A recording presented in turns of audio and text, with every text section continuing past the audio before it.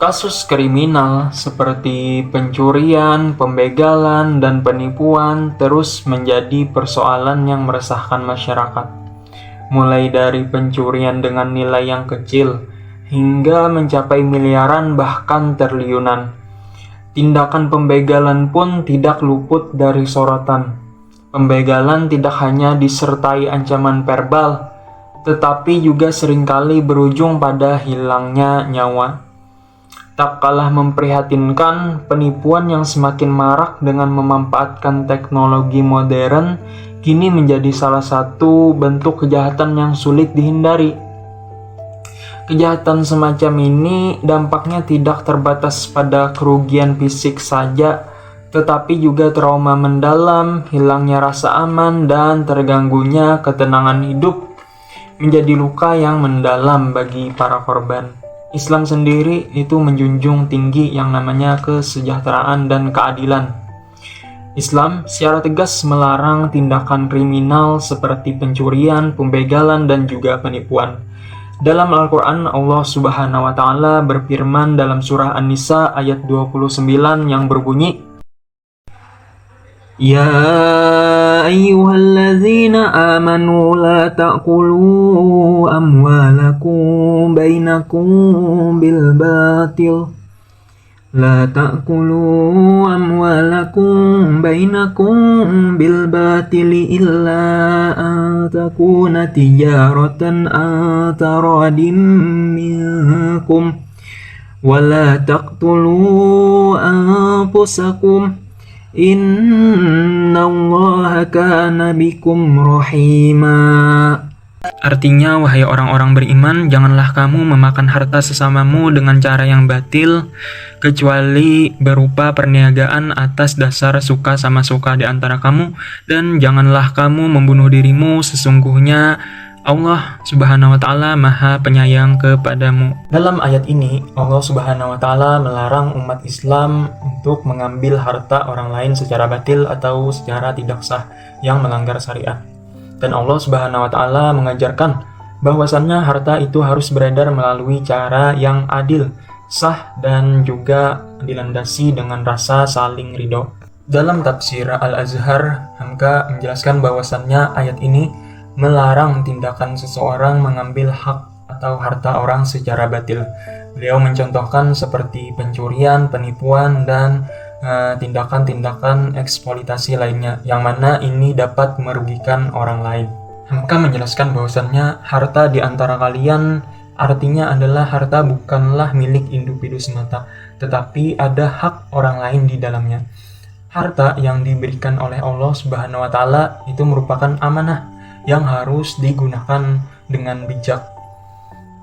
Dalam pengelolaannya, kita selalu harus memperhatikan bahwasannya ada hak orang lain di dalamnya. Islam sendiri mengajarkan bahwasannya harta harus dikelola dengan cara memberikan manfaat bagi orang lain, bukan hanya untuk keuntungan pribadi.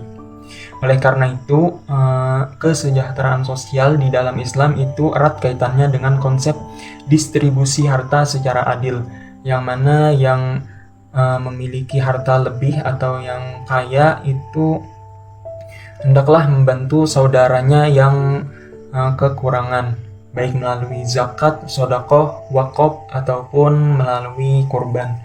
Ini semua merupakan instrumen di dalam Islam yang tujuannya untuk mengurangi kesenjangan sosial, diantaranya juga untuk menekan tindakan-tindakan kriminal, dan juga tentunya untuk mensejahterakan masyarakat. Ayat ini juga mengajarkan kepada kita bahwasannya alih-alih melakukan tindakan kejahatan dengan mengambil harta orang lain secara tidak sah, lebih baik kita berdagang secara adil. Yang mana perdagangan yang adil menurut Hamka ini adalah merupakan salah satu cara yang sah dan halal untuk memperoleh harta di dalam Islam. Dalam perdagangan yang adil, kedua pihak yang saling terlibat memberikan manfaat tanpa adanya pihak yang dirugikan. Praktik perdagangan yang transparan dan jujur akan menghasilkan keuntungan yang adil bagi semua pihak, dan ini berkontribusi pada kesejahteraan ekonomi yang lebih merata. Tentunya dengan adanya pekerjaan pada setiap individu, ini lebih bisa menekan tindakan kriminal. Karena individu-individu tersebut memiliki penghasilan yang tetap, sehingga dia tidak lagi mengandalkan harta pemberian orang lain. Oleh karena itu, pemberian lowongan, misalkan lowongan pekerjaan, itu lebih efektif daripada memberikan harta yang kemudian tidak dikelola dengan baik, dan pada akhirnya harta itu habis secara bertahap. Lebih baik membuka lowongan pekerjaan dan memberikan kesempatan kepada orang-orang yang kurang mampu untuk bekerja. Ini merupakan salah satu cara yang dapat mengurangi tindakan-tindakan kriminal seperti penipuan, pencurian, dan lain-lainnya. Terakhir, Hamka menerangkan akhir ayat 29 surah An-Nisa, yang mana potongan ayatnya berbunyi, "Wala taqtulu anfusakum", artinya, dan janganlah kalian membunuh diri kalian. Di dalam tafsir Al-Azhar, Hamka berpesan bahwasannya janganlah kalian berbunuh-bunuhan karena sesuap nasi. Ini menekankan bahwasannya betapa pentingnya nyawa manusia.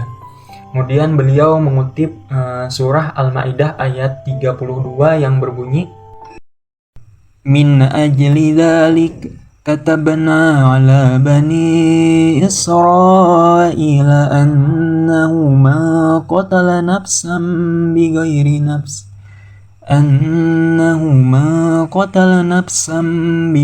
nafs aw fasadin fil ardi faka'annama qatalan nas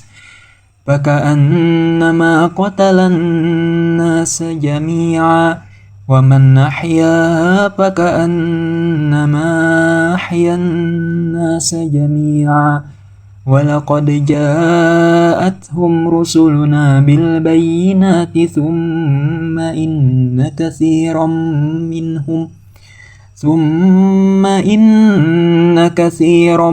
minhum ba'da dzalika fil ardi lamusrifun." Dengan mengutip ayat ini, Hamka menegaskan bahwasannya nyawa manusia itu sangat berharga. Bahkan orang yang memelihara sebuah kehidupan, maka akan terpelihara seluruh kehidupan. Begitu juga sebaliknya, orang yang membunuh seseorang secara tidak adil, maka dia sama saja membunuh seluruh manusia. Ini menunjukkan bahwasannya betapa pentingnya nyawa manusia dan betapa besarnya konsekuensi daripada membunuh seseorang. Akhir kata dari penafsiran Hamka tadi pada ayat 29 surah An-Nisa menekankan bahwasannya cara untuk menanggulangi kejahatan-kejahatan yang terjadi di zaman sekarang seperti pencurian, pembegalan, dan penipuan. Yang mana beliau menegaskan bahwasannya tindakan seperti pencurian, penipuan, termasuk di sini adalah pembegalan, ini adalah hal yang mengambil hak orang secara batil. Dalam artian ini adalah perbuatan dosa yang dilarang dalam Islam. Kedua, beliau menekankan bahwasannya harta itu bukan milik individu semata, tetapi ada hak orang lain di dalamnya. Oleh karena itu, hendaklah kita mendistribusikan harta kita secara adil, baik melalui zakat, sedekah, dan juga perbuatan-perbuatan amal lainnya, yang mana tentunya ini dapat mengurangi tindakan-tindakan kriminal yang terjadi sekarang. Yang ketiga, Hamka juga menekankan untuk mencari pekerjaan, mana di dalam ayat ini dijelaskan salah satu pekerjaan yaitu dengan berdagang secara adil.